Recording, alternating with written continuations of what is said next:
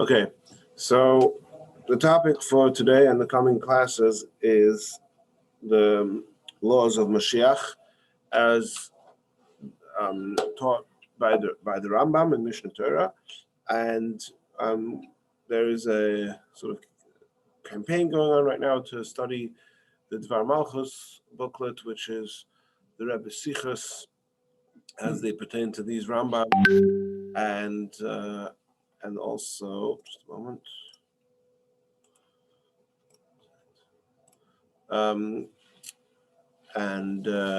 There's some other sichos, so I hope over the next few weeks to study some of these sichos together. I should also mention that today's class is dedicated in honor of the Yartzeit, the Ilu Nishmas Reb Henoch ben Avraham. That's Yaakov Weingrove's grandfather. So the topic for the first sicha that we're going to learn is what is the place of miracles in the era of Mashiach. And the Rebbe famously has this novel idea where we have two eras, two tkufas, two eras within Mashiach itself, where we start off without miracles and then later on more miracles get introduced. But before we see what the Rebbe has to say, I think it will be most productive to first see all the classic source material, all the relevant Rambams and Gemaras inside first. So the Rambam talks about Mashiach primarily in two places. Number one is the last two chapters of the book of Rambam. And by the way, it's important, I should point out that the Rebbe often emphasized that whilst our holy books are full of literature about Mashiach, the Rambam's rulings on this take sort of precedence or have more prominence than anything else, in the sense that the Rambam is the only sefer where you have where we talk about Mashiach from a halachic context. We know that in Torah there are numerous sections. There's Pshat Remes Rushai, there's halacha, there's Agada, there's homiletical things, etc. And there's things which are taken literally, not taken literally. The Rambam is the book of halacha, and in the book of halacha, it's decisive, it's descriptive. We'll see that there's also there's Igros Rambam, there's letters that the Rambam wrote, and one of the letters, a very famous letter, is called the Geras Tchis HaMesim, which we're going to look at in a little bit. But in a certain way, like that, we have a little bit less interest in the letter of the Rambam as we do in the words of the Rambam in the Halacha Sefer. So we're going to look at the words of the Rambam in the letter, and they may shed light on certain details, but we're here to determine the halacha. So, which is something the Rambam writes much more descriptive and decisive. So the Rambam speaks about Mashiach in two places. The last two prakim of the entire book of the Rambam, Hilchos Melachim u'Melchames, or in some manuscripts it says Hilchos Melachim u'Melchames u'Melach HaMashiach. The last two chapters are all about Mashiach. In addition to that, the Rambam talks about Mashiach in the end of chapters 8 and 9 and possibly 10 also. What's chapter 10 over here? Yeah, chapters 8 and 9 primarily of Hilchos Teshuvah, which is the end of the first book, right? So the end of the 14th book and the end of the first book of the Rambam are about Mashiach. So is the screen positioned at optimum for right now? Okay. So let's look at the Rambam in Perek Yud Aleph, chapter 11 of Hilchos Melachim. The Rambam starts off saying about what Mashiach will do. We discussed this a little bit when we started learning the other Sikha by Shabbos at the El. Ari, do you want to give Rabbi Ephraim a hand with the door over there? He's going to build the temple, reintroduce the observance of the sacrifices, etc. And then the Rambam says, one should not presume that Messianic king must work miracles and wonders, bring about new phenomena in the world, resurrect the dead, perform other similar deeds. This is definitely not true. Right? Mashiach need not do any miracles. And the example the Rambam gives is that Mashiach need not resurrect the dead. No new phenomena in the world. Now, then the Rambam says, I'll bring you a proof.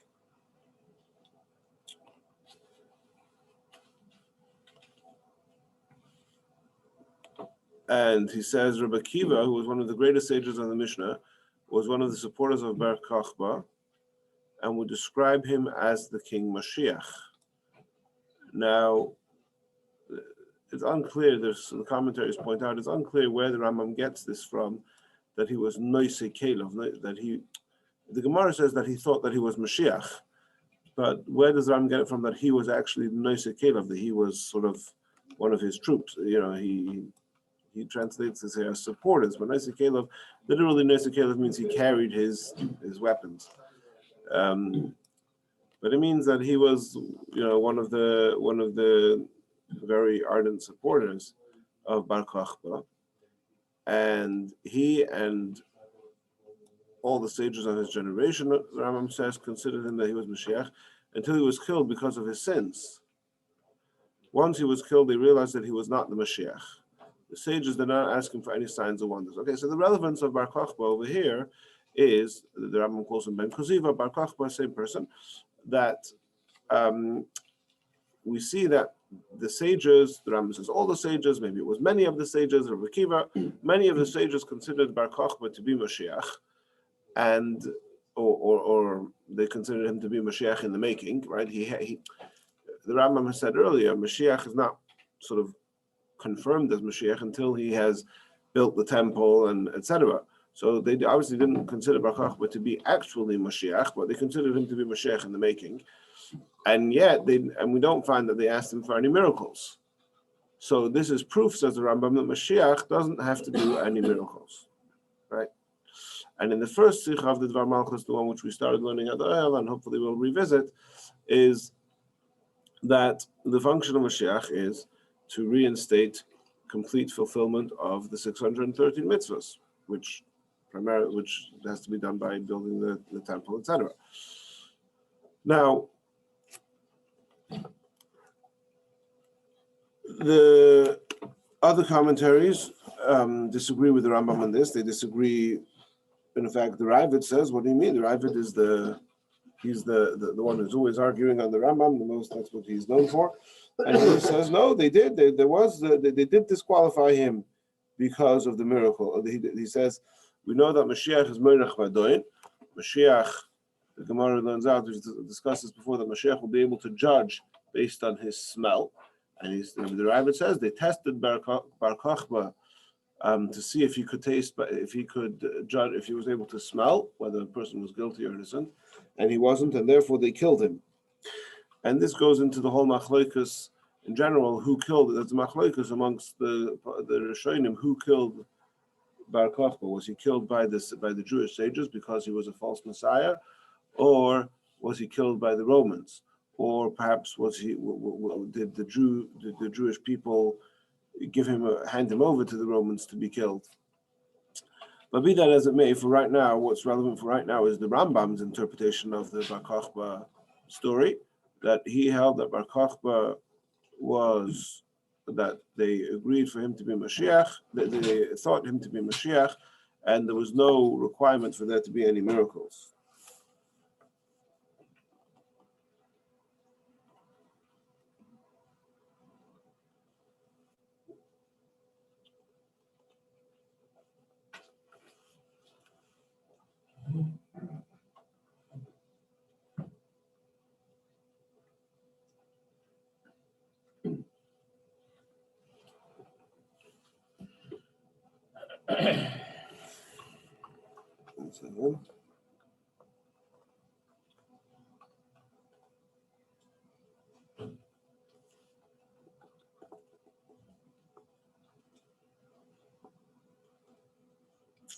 All right.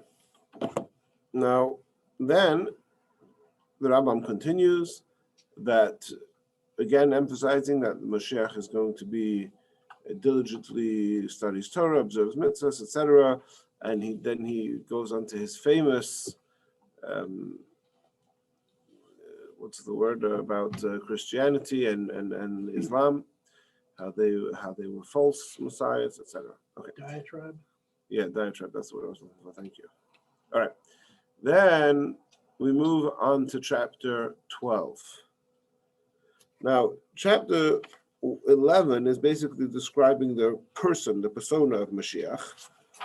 And chapter 12 is focused more on describing the era of Mashiach.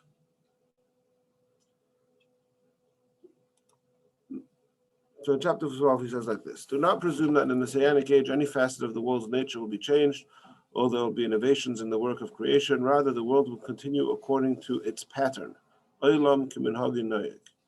Now, although the prophet says that the wolf will dwell with the lamb and the leopard will lie down with the young goat, these words are a metaphor and a parable. The interpretation of the prophecy is as follows: Israel, who's compared to the goat or the lamb, will dwell securely together with the wicked Gentiles who are likened to a wolf and a leopard. As another prophecy says in Yirmiyah, a wolf from the wilderness shall spoil them, and a leopard will stalk their cities. They will all return to true faith and no longer steal or destroy. Rather, they will eat permitted food at peace with Israel, as the pasuk says, "V'aryeh kaboka yechaltev," and the lion will eat straw like an ox. By the way, all the verses that the Rambam quotes here from Isaiah 11 are part of the Haftarah that we read on Achron Shal Pesach, the famous Haftarah about Mashiach, which we'll get back to this, but I'll just point out now that Haftarah is that prophecy of Yeshaya from chapter 11 starts off with the words of Yotzachayta Megeza Yishai, that there will be a descendant of Yishai, of King David, of David HaMelech, who will be what we call Mashiach, and will bring about peace, as described by this pasuk. The wolf will dwell with the lamb, etc., etc. So, as we'll see later on and more next week, that is actually very specific. That when we're talking about Mashiach's function, the person of Mashiach, his function is to bring peace and not to perform any miracles. Right? And therefore, anything which sounds miraculous in the job description of Mashiach, the Rambam is going to tell us that these are metaphors and not to be taken literally. Similarly, yes? What about the smell thing, where you can smell the So guilt of a person? Is that a miracle? So the Rambam doesn't address that explicitly. I would say a few things. Yes, it is a miracle. Oh. Perhaps the Rambam would hold that goes according to a different to sages who hold that Mashiach will do miracles, but he passes like the other sages. Possibly there's other ways to address that. I'm not aware of just off the top of my head, but the commentators do discuss that a little bit over here. But once we get to the Rebbe's sort of chiddush that wouldn't. Yeah, I'm not sure. It's a good question. We have to revisit that. Okay. Similarly, other messianic prophecies of this nature are metaphors. In the messianic era, everyone will realize which matters were implied by these metaphors and which allusions they contained. In other words, the Rambam is saying, don't ask me every single pasuk and every prophecy, what does it allude to? What is the metaphor? Basically we get it. The wolf will lie with the lamb means it's going to be a time of peace. Exactly what every pasuk means, we'll figure that out when it happens. And then the Rambam quotes, our sages taught, there will be no difference between the current age and the age of Mashiach, except for the emancipation of our subjugation to the Gentile kingdoms.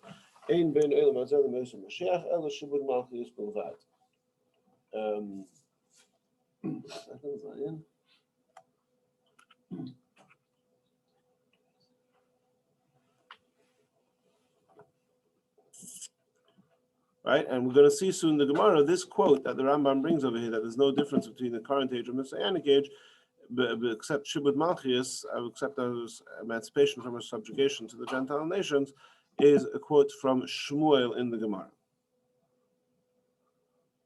Okay, then he goes on to Gog and Magog. We'll skip all of this.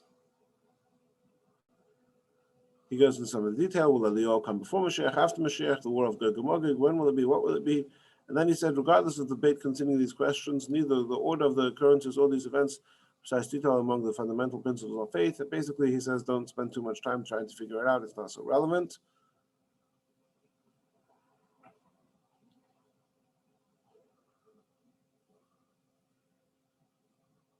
And then again, he emphasizes the sages and prophets did not yearn for the Messianic era in order to have dominion over the entire world, to rule over the Gentiles, to be exalted by the nations, to eat and drink and celebrate. Rather, they desired to be free to involve themselves in Torah and wisdom, without any pressures or disturbances, so that they would merit the world to come, as explained in Hilchos Teshuvah. So we're going to see those chapters, the relevant parts of Hilchos Teshuvah in a moment. Then he finishes off that in that era there will be neither famine nor war, envy or competition, for good will flow in abundance, and all the delights will be freely available as dust. The occupation of the entire world will be solely to know God, and therefore the Jews will be great sages and know the hidden matters, grasping the knowledge of their Creator according to the full extent of the human potential. The world will be filled with the knowledge of God as the waters cover the ocean bed. Okay? So the Rambam is sort of describing here that the time of Mashiach is not a time of miracles. It's a time of absolute peace where we will be completely free from any distractions and be able and available to devote ourselves entirely to the pursuit of knowledge, to the pursuit of Torah, to the pursuit of God, etc., etc. That is what Mashiach is all about. Specifically, the Rambam quotes the teaching of Shmuel that there is no different, that Mashiach is about being free from our subjugation to the nations. And he says twice that there'll be that Mashiach doesn't have to do miracles. Once is in the beginning of chapter 12, where he says, don't presume that in the Messianic age any facet of the world's created nature will change. And another time in chapter 11, when he's talking about the persona of Mashiach, where he again says, one should not presume that Messianic king must work miracles and wonders. And it's not true, and he brings the proof from Bar Kochba. Now, let me show you, let's look at the Gemara where we see Shmuel. Safaria. We'll take a find it quickly.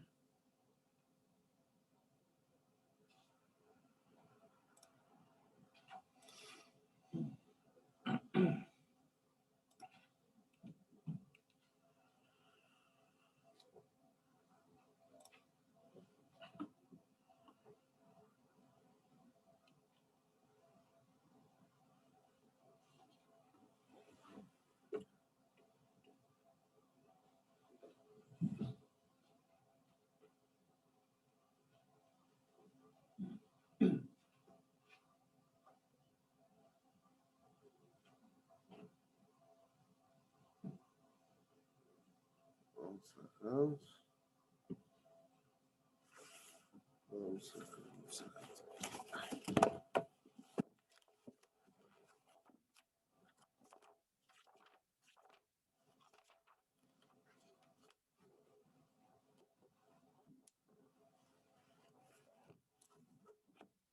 Sorry, it's 99, not 91.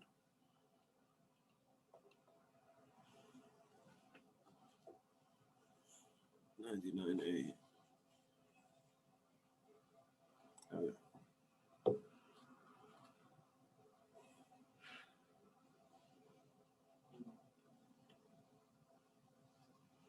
Here we go. Okay. Amar Rabbi Rabbi. Amar Rabbi Yochanan. Rabbi Rabbi says in the name of the Rabbi Yochanan. All the prophets prophesied only about Messianic era.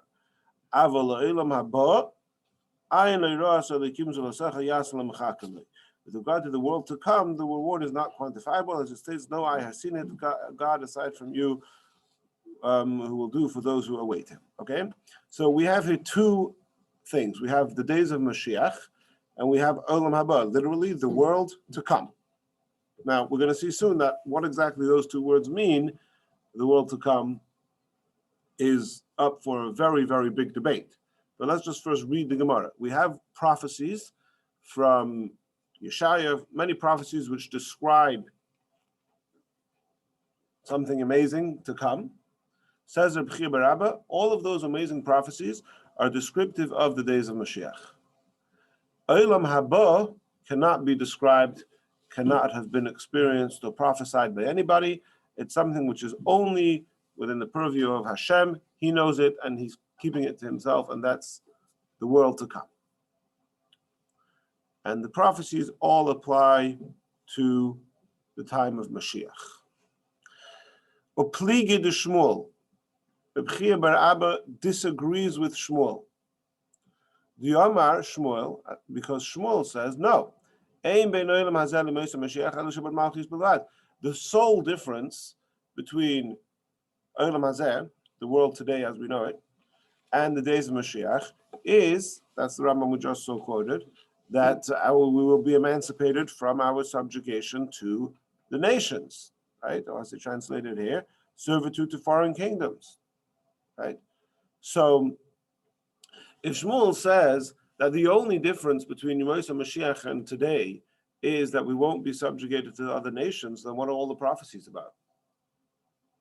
All the amazing prophecies, the barren trees will give fruit, and the wolf will, all of these things.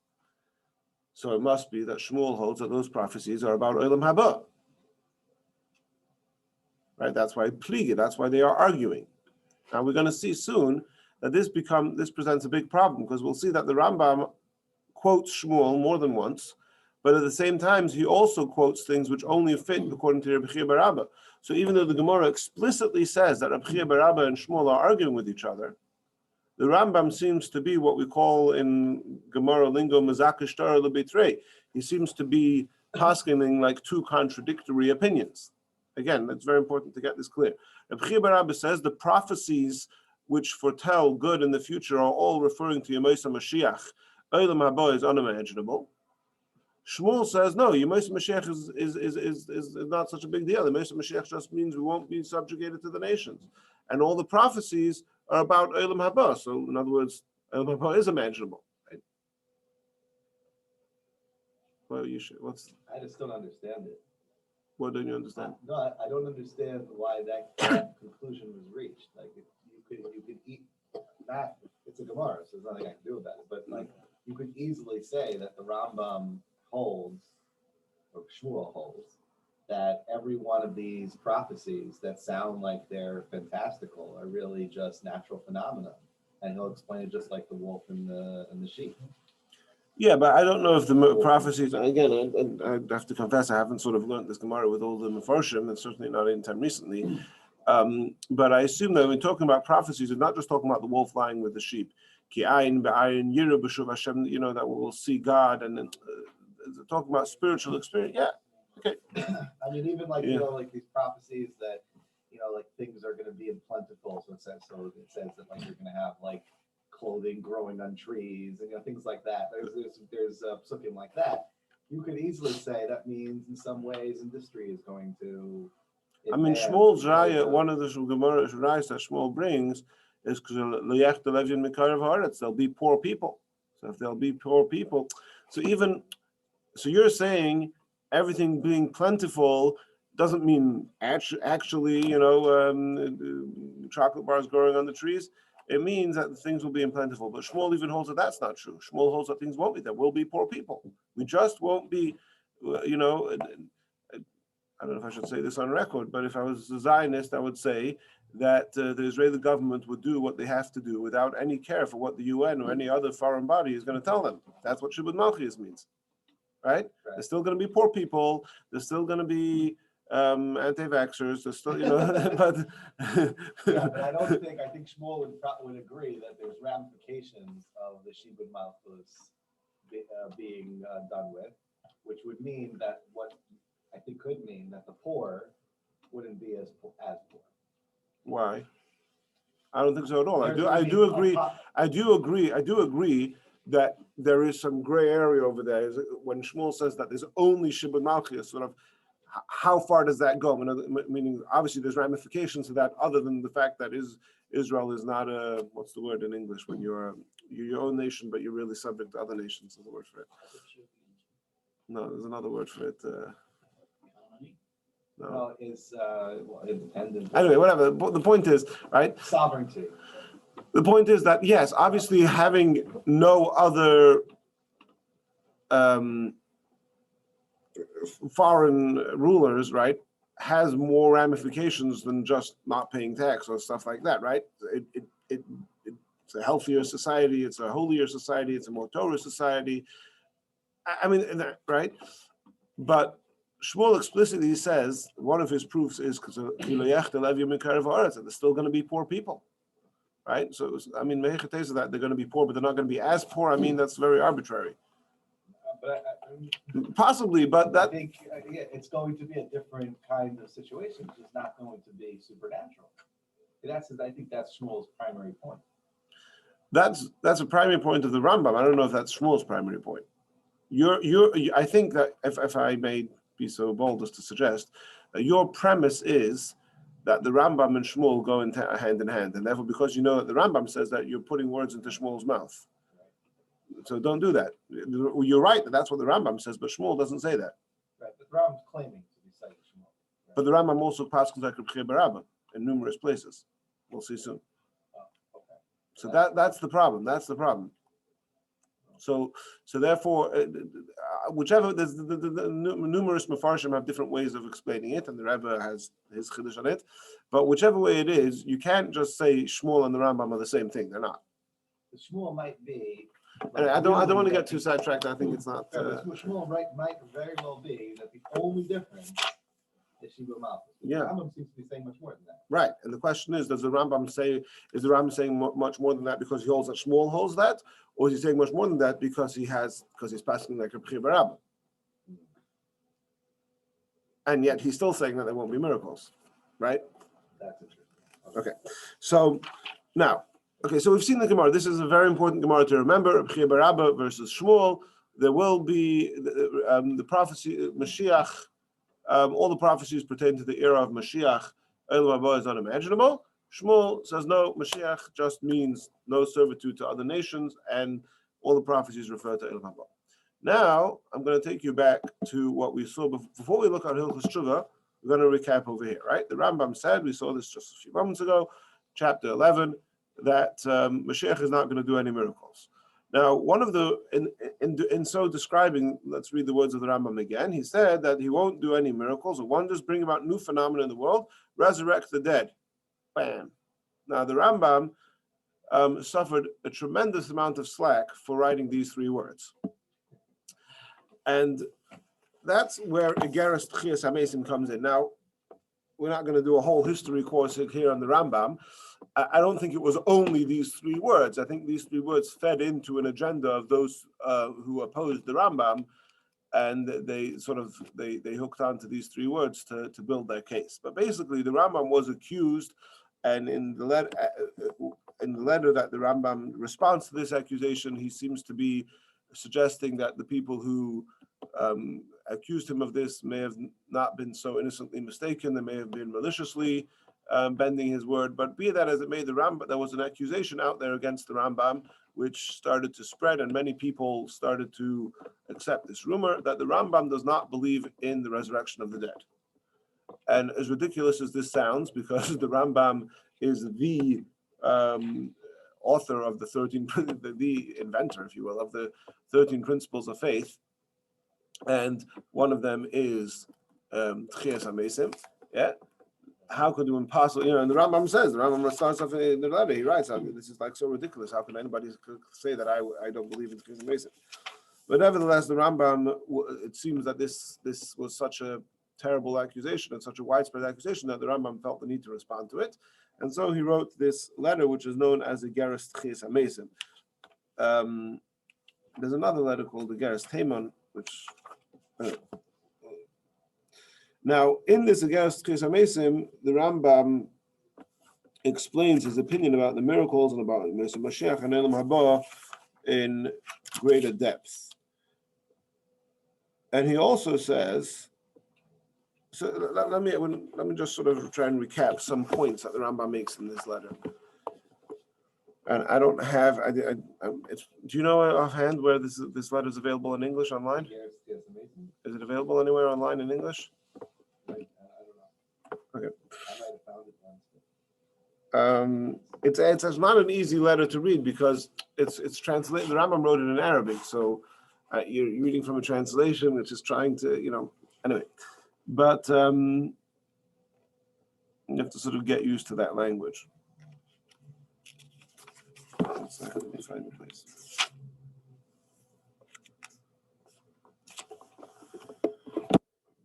So first of all, the Rambam says like this. The Rambam's opinion is that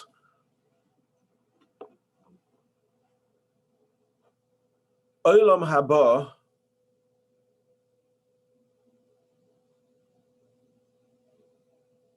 basically, according to Rambam, life cycle of Jews is as follows. A person is born into this world, lives 120 years in this world, and then he passes into what we colloquially today call as Gan Eden, which can also be called Olam Haba, and the Rambam says, I think we're going to see this soon in Hilchos Shuvah, we call that the world to come, not because it doesn't currently exist today, but it's the world to come because it's what comes to the neshama after he leaves his body in this world.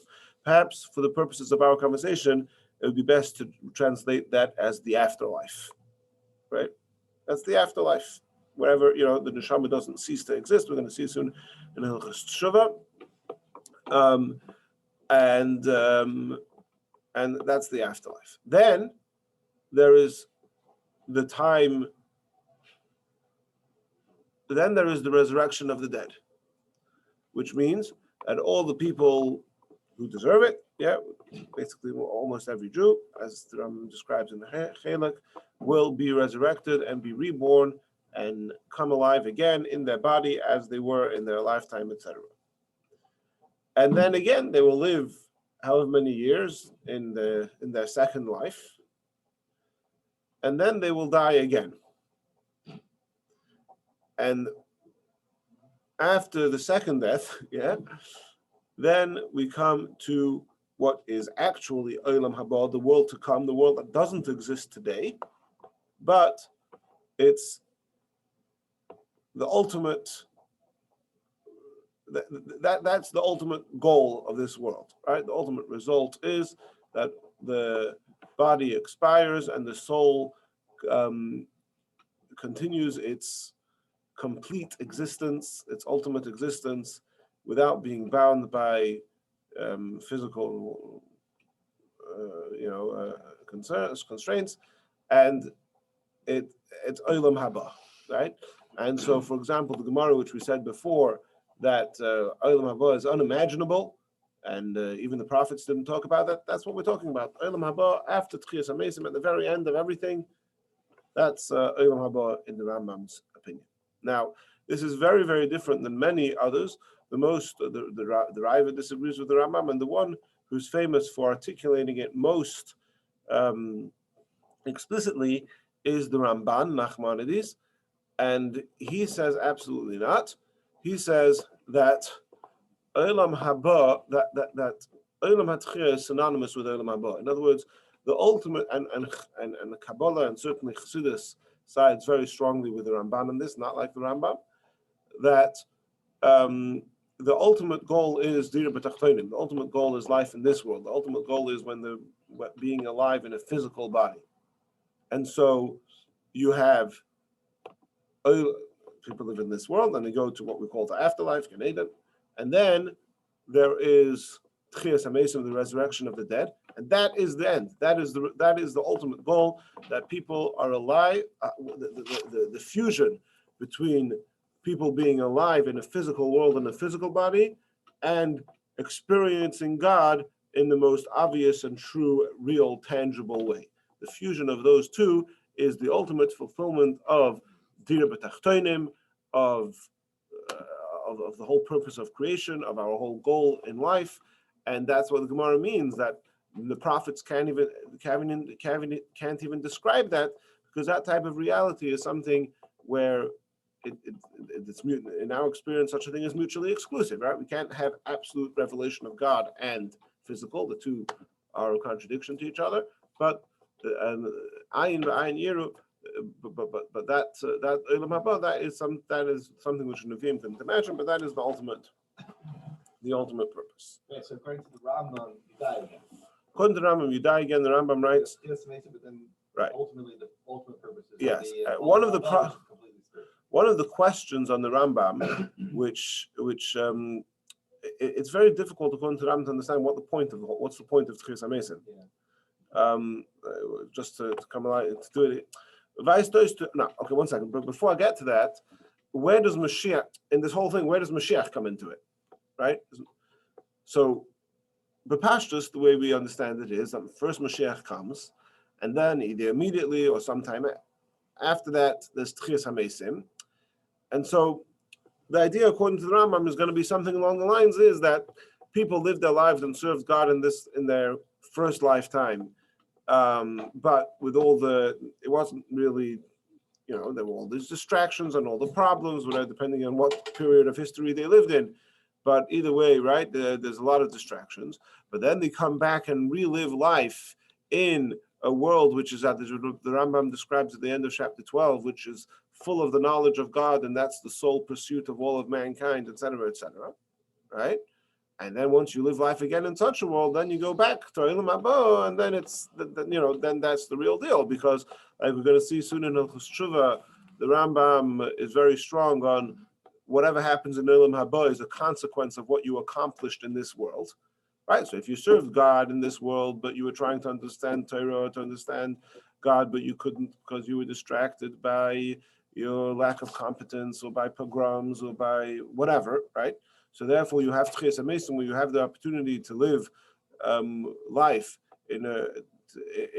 without any distractions, be they internal, external, whatever it is, any distractions whatsoever. The sole purpose, the sole objective of all of mankind is pursuit of God.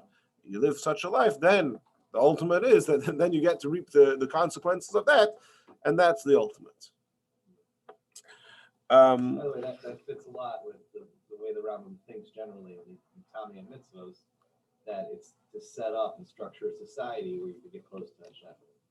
Yeah. The fact that the world is so filled with distractions and persecution, to have a point where we all can come back and actually live life to the fullest in terms of what is Hashem, that fits the Rambam's general themes. Yeah, that's good. Okay, so we're going to see that more explicitly in Hilchos Tshuva. We'll go through it, but in this letter, regards to Tchias HaMesim, the Rambam sort of puts this down all very clearly that that's his opinion of what Olam Haba is about, and therefore, okay. So he says,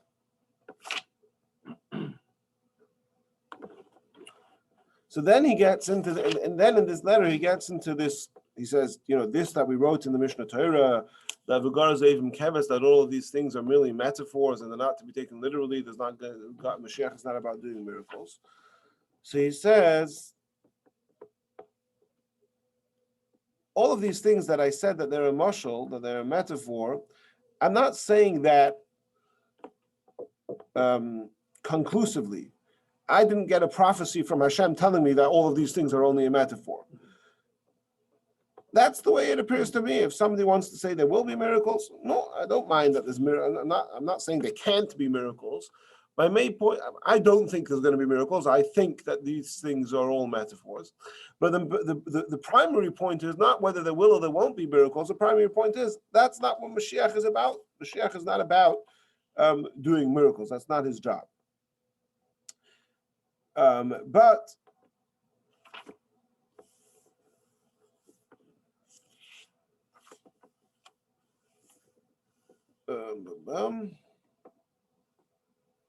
But then he says, however, Tchias HaMesim is absolutely one of the principles of faith, and it's absolutely a must to believe in it. And he goes through various sources and reasons why it's an absolute must to believe that. He says that Tchias HaMesim doesn't necessarily could happen before Mashiach, after Mashiach. He's very it doesn't really matter when it's going to happen exactly. 1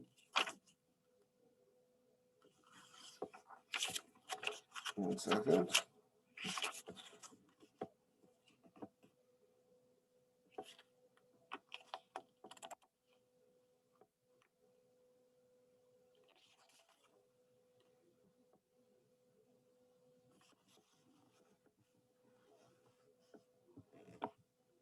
And he says in general that he's not so he doesn't like miracles. It's Hashem wants to do things in a natural way, and but certainly there are miracles. Hashem can do miracles, and one of the miracles that Hashem is going to do is Tchias HaMesim, the resurrection of the dead.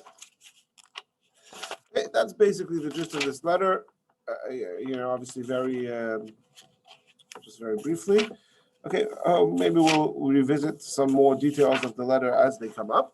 But we have some time remaining, and I want to look together at Hilchos Teshuvah of the Rambam.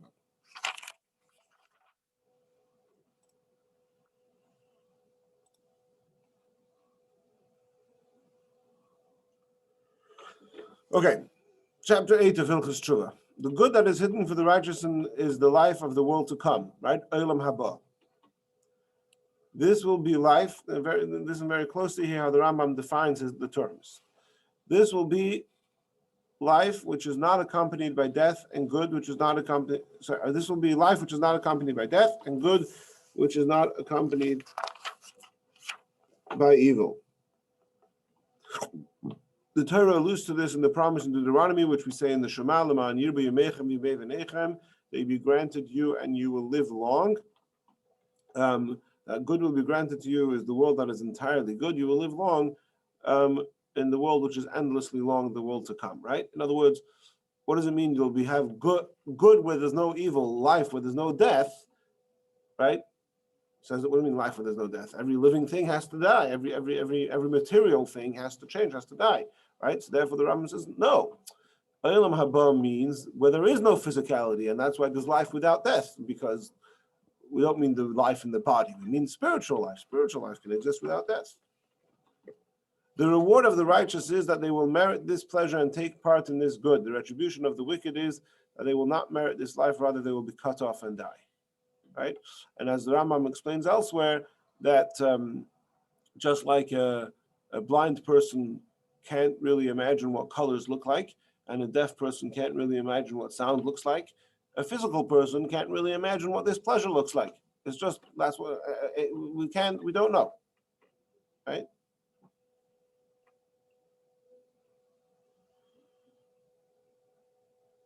In the world to come, there is no body of physical form, only the souls of the righteous alone without a body like the ministering angels. Since there is no physical form, there is neither eating, nor drinking, nor any other bodily functions like sitting, standing, sleeping, death, sadness, laughter, and the like. Thus, the sages of the previous generations declared, in the world to come, there is neither eating, drinking, nor sexual relations. Rather, the righteous will sit with their crowns on the head and the light and the radiance of the divine presence. From that statement, it is clear that there is no body, for there is no eating or drinking. The statement, the righteous sit, right? What does it mean that you sit? That they sit and don't stand. If you don't have a body, how could you sit and not stand? Says the Rambam, no. It means that you don't sit, means that they will sit, sorry. That they do sit means metaphorically that they are there, they exist there, right? The souls are there, so we say they sit. I don't mean they sit and they don't stand. It's just a way of saying it. Similarly, the phrase "their crowns are on their head" is also a metaphor. There's no head and there's no crown, but it implies that they will possess the knowledge. It's very important. This is the Rambam. So everything is a consequence. They will possess the knowledge that they grasp, which allowed them to merit the life in the world to come. The knowledge which they grasped of Torah, of God, in their physical life is what brings to the world to come. This will be their crown. A similar usage of this metaphor is quoted by Solomon. Okay.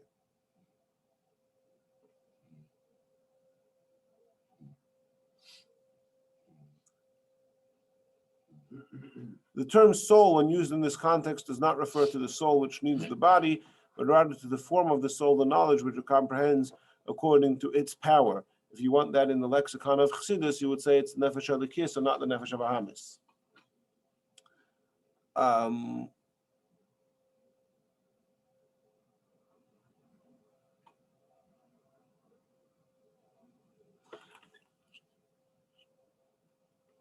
How many metaphoric terms have been used to refer to the world to come? The mountain of God, the holy place, the courtyard of God, the pleasantness of God. Okay.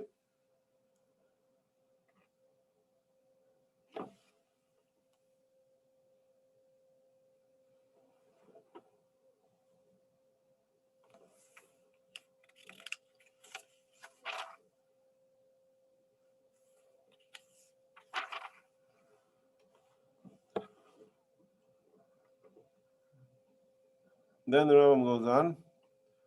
How much did David desire the life of the world to come? The sages of the previous generations have already affirmed us that man does not have the potential to appreciate the good of the world to come in a full sense, nor can anyone know its greatness, beauty, and power except God alone. Right? Does anybody recognize this quote?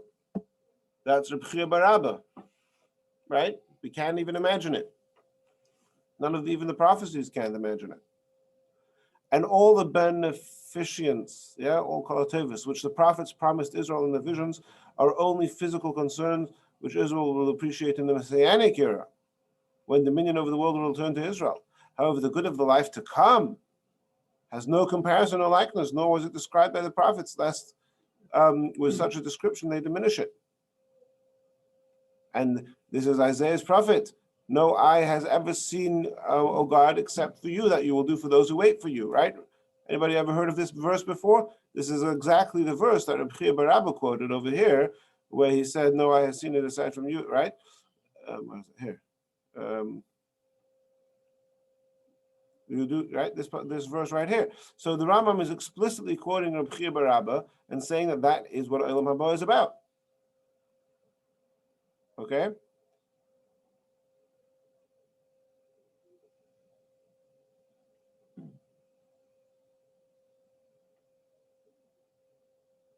And then the Rambam equates the Olam Haba, that Olam Haba, with the afterlife as we know it today, right? The sages do not use the expression "the world to come" with the intention of implying that this realm does not exist at present, or that the present realm will be destroyed, and then that realm will come into being. The matter is not so. Rather, the world to come exists and is present as implied. How great is the good that you have hidden, which you have made. It is only called the world to come because that life comes to a man after life in this world, in which he exists as souls enclosed in the body, right? So you're enclosed in the body, then you go to the world to come, but then you come back in Tchias HaMesim and go to an even, that brings you to an even higher level of Olam Haba. Okay. Now let's look quickly here at the end of chapter 9 of Hilchos Tshuva. So here the Rambam goes into explaining, well, what is all the, if the reward for all the mitzvahs is Olam Haba, then why do we have all these Yehudim, all these foretelling of success in this world, that there won't be famine and there won't be war and there'll be plenty, all of these things, right? I thought, isn't the whole idea Olam Haba in the world to come? So why is the Torah giving reward in this world? Says the Rambam, no, all the reward in this world is not really reward. Basically, and again, we're going to have to sort of skim over it, the point is that the reward for mitzvahs isn't peace, and the punishment for averos is not war. The idea is that if you show God that you are sincere in trying to serve Him, then Hashem will give you take away any distractions of hunger or war, etc., so that you'll be able to focus on actually serving Him, right? Which, like we saw before in the Rambam in the end of chapter 12, at the end of Melachim, that's what Mashiach is. There'll be no war, there'll be only peace, there'll be no jealousy, there'll be no, right? And everyone's pursuit will be God, right? So that's essentially all, says the Rambam, all reward, all physical reward described in the Torah has to be seen from that perspective. And the ultimate reward in this world, the ultimate reward is the world to come. We can't even imagine that. But the ultimate reward, or in this world, the ultimate goal within this world, is to come to the time of Mashiach when there will be zero distractions.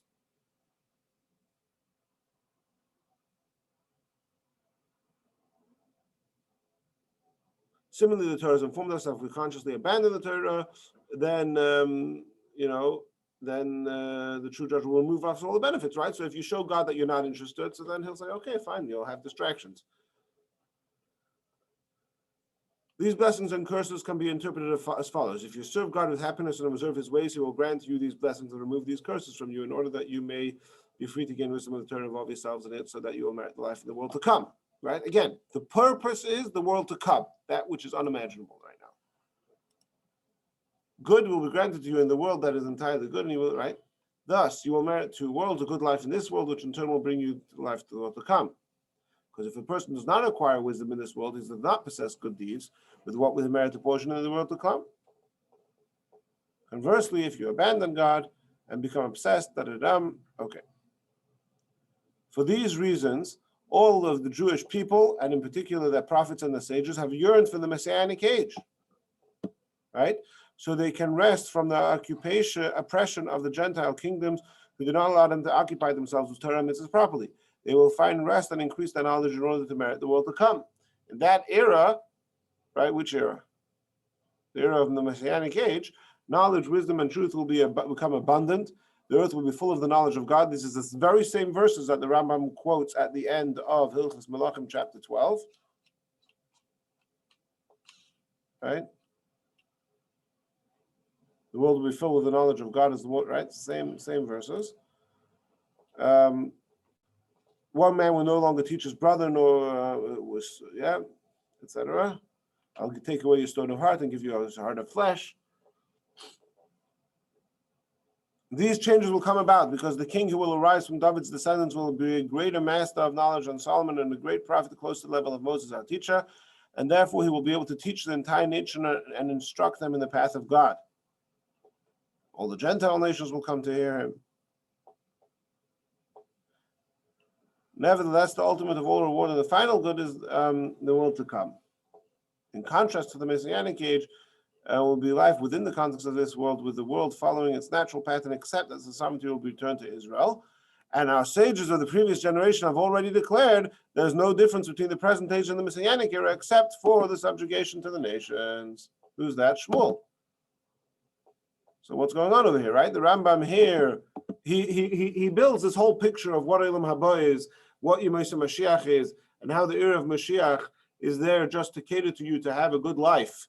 Without any distractions, to be able to focus in your pursuit of God, which then brings you to the ultimate world to come. But in so doing, he quotes Shmuel, right? That there's no difference between the present age and the Messianic, except the subjugation to the nation. That he quoted Shmuel also in chapter 12 of here. He quoted Shmuel over here also. Remember, I pointed that out before, right? But in the previous chapter, in chapter 8 of Hilchos Tshuva, he quoted Rabbi Bar Abba, who says that the prophecies are only about Yemei Mashiach and the world to come is unimaginable, and the Gemara explicitly says that those two opinions are mutually exclusive. So which one is it? Right? We're going to leave you today with that question. That's where we're going to end, but I'm just going to show you the same question from another Rambam. The Gemara says, the Mishnah says, this is the Mishnah on Shabbos 63b, that a person may not go out, basically on Shabbos, so you're not allowed to carry on Shabbos. So some things are considered, right, you're allowed to wear clothes, right? No, technically wearing clothes is carrying, right? You have a shirt and you're carrying it outside, but because it's a garment, because it's called in halachic terminology, it's called a tachshit, right? Therefore, you're allowed to wear it on Shabbos, right? But there's some things which are borderline, which are questionable. Ari and I Ari has a friend who is very strict about, he says, you're not allowed to wear glasses on Shabbos in the street, right? But there is such an opinion, because glasses, unless you're wearing them to make a fashion statement, glasses are there because to help you see, but that's not a garment, right? Perhaps you could say the same thing about hearing aids, etc. So the question over here is, what about weapons? Are you allowed to go out is a man allowed to go out with his sword? Now, a person might have, in America we have, if you carry a weapon, it has to be concealed carry. So you're not, so you can't say that you're wearing it as part of your fashion statement because it has to be concealed. But what if a person wears a sword because that's, I'm a man, I have a sword, right? So can a person wear a sword on Shabbos, or is that considered carrying, or is that considered an adornment and a jewelry, a garment, right? So the Tanna Kama says in the Mishnah that you are liable to a sin offering because it's considered carrying, and Rebbe Lezer says no, that these are just ornaments for him. Just as a man is permitted to go into public domain with other ornaments, he's permitted to go out with weapons. And the sages say no, they are nothing other than reprehensible, and in the future they will be eliminated. As it is written, and they shall beat their swords into plowshares and their spears into pruning hooks. Right? In other words, there won't be any. Lo yisal goy al goy cherev. There's lots of tunes for these words. Nation will not rise sword against another nation, neither will they learn war anymore. So a sword, say the sages, from the fact that swords are going to be eliminated in the time to come, that means that weapons are a necessary evil, right? An earring can be an adornment. It's something to make me more beautiful.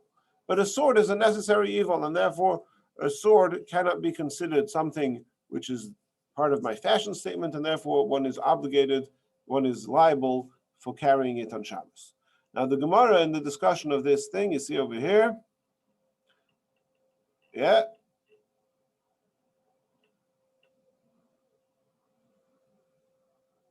that Rabbi, there's machlokes whether Rabbi Eliezer could fit with Shmuel and Rabbi Rabbi, but then the Gemara says explicitly, the Gemara says here explicitly, we're not going to learn the whole Gemara. Now the Gemara says explicitly that the first, the opinion of the Tanna Kama that says that you're liable for wearing them on Shabbos concurs with the opinion of Rabbi Rabbi that the prophecies are about Mashiach. But according to Shmuel, who holds that there's nothing that so Mashiach just means that you won't be subjugated to the other nations.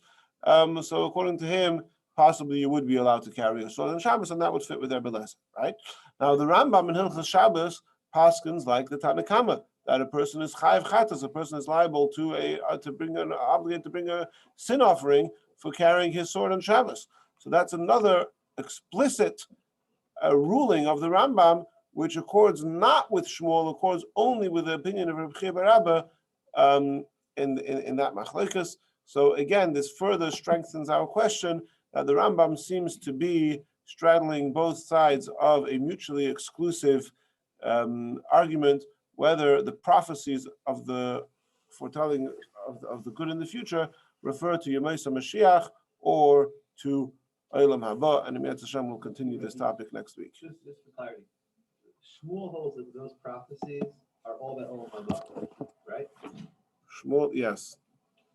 And the Rakia, when he learns those prophecies, that they're talking about Olam Hazeh, right? And the time of Mashiach.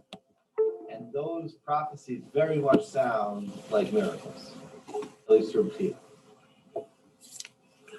They sound miraculous.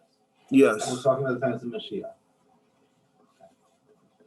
Okay. See you all next week in Mitzvah.